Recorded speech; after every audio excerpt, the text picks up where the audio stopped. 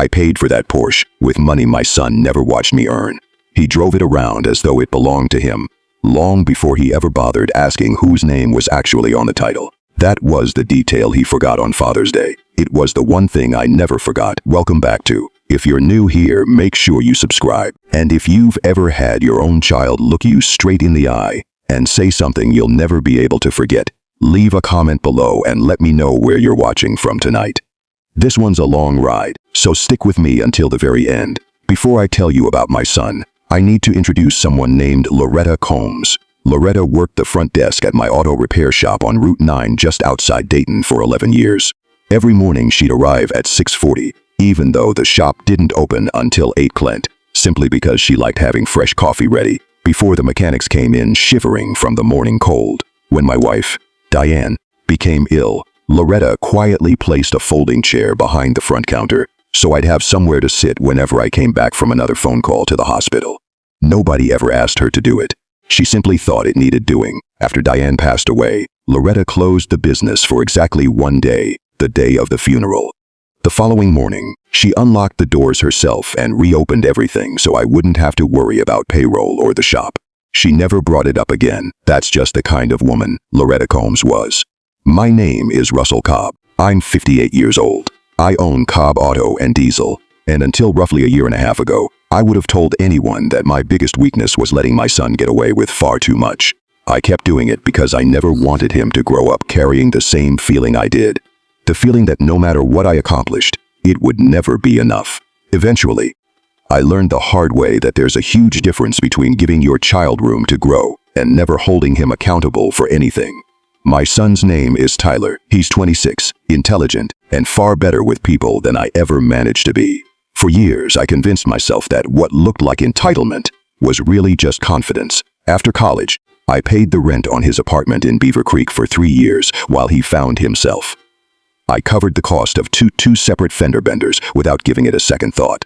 I kept telling myself that's simply what fathers do. Then came Thursday, June 18th of this year, 3 days before Father's Day. At exactly 4:12 that afternoon, Tyler called me. I was lying underneath a Silverado with transmission problems, and my hands were covered in grease clear up to my wrists. Loretta had to hold my phone next to my ear while I worked. "Dad, I need 11 grand by Sunday," he said. Not even a hello. I asked what he needed the money for. He told me it was for a business opportunity involving a friend's app and insisted it couldn't wait. I asked him to slow down and explain everything properly. Instead, he sighed and said, and I remember these words perfectly because I've replayed them in my head more times than I care to admit. "Can you, just once, stop turning everything into some huge conversation?" I told him that before wiring £11,000, I wanted to know exactly what I was investing in. There was a brief silence. Then he replied, "Fine. Figure it out yourself. I'll ask somebody who actually helps." And he hung up. I stayed under that Silverado longer than the repair actually required. As it turned out, the person who supposedly actually helped was nobody. There wasn't any app. The money was really for a poker debt. Something I wouldn't discover until much later from someone whose name I never expected to hear connected to it. That's where Marcus comes into the story. Marcus Webb was 17 when he first started sweeping floors at my shop 3 afternoons every week. He joined through a county program that helped teenagers who'd aged out of foster care before they were truly prepared to be on their own. He's 20 now. He works here full-time, he's ASC certified, and he still arrives every morning at 6:40 because that's the routine Loretta taught him, and he never stopped following it. Marcus doesn't really have anyone waiting in his corner. No father, no mother, just an aunt in Columbus he sees twice a year, so instead he made the shop his family every year on the anniversary of Diane's funeral. Marcus quietly brings in a cup of coffee and places it on the counter where Loretta used to keep that folding chair. I've never asked him why. He's never explained. He doesn't have to. That spring, I began noticing little things changing, although I wasn't ready to admit what they meant. Tyler stopped asking how business at the shop was going. Whenever he'd stop by, he'd look around the parking lot and ask when I planned to finally upgrade the fleet. I kept convincing myself he was simply young. Truth is, I spent that entire spring telling myself a lot of things I wasn't prepared to stop believing. Father's Day fell on Sunday, June 21st. I'd invited Tyler over for dinner. Nothing elaborate. Just the two of us and a couple of steaks. It was the first Father's Day since Diane passed away that actually felt like it might not hurt from beginning to end.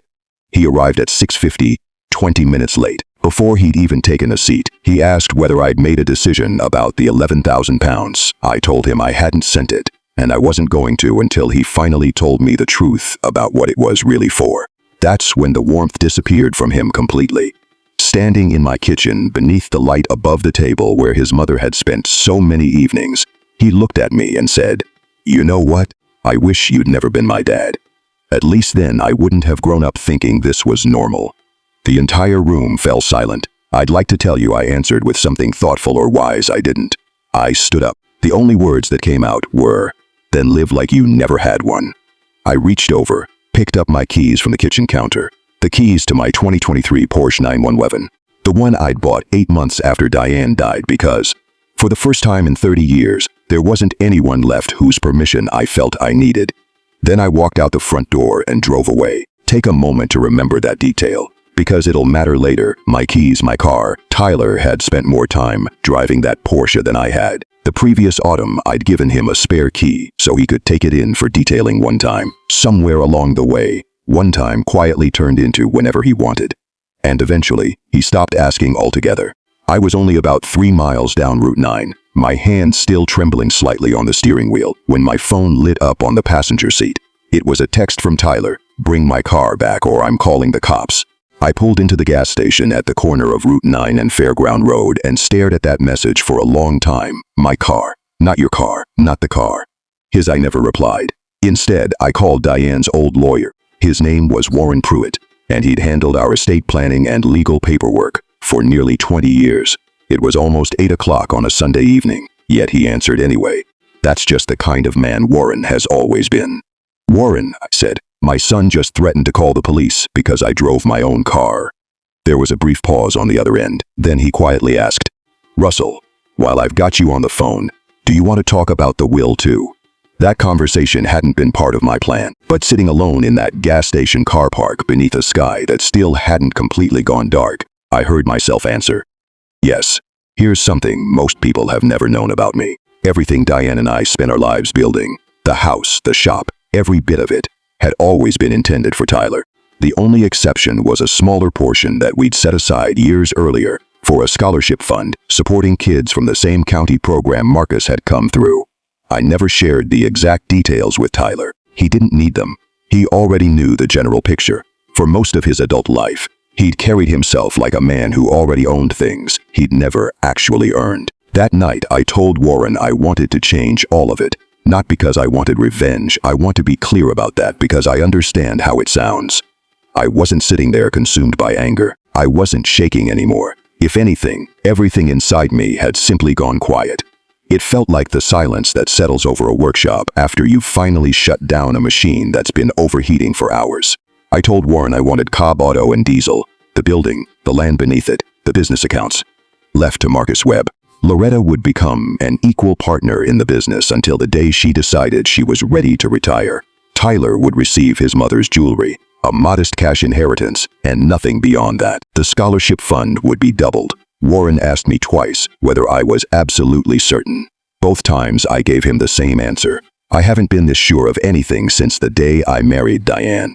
About 40 minutes later, 2 Beaver Creek police officers were waiting outside my own house. Think about what that feels like for a moment. Driving into your own driveway only to find flashing blue lights waiting for you. All because someone reported you for taking your own car.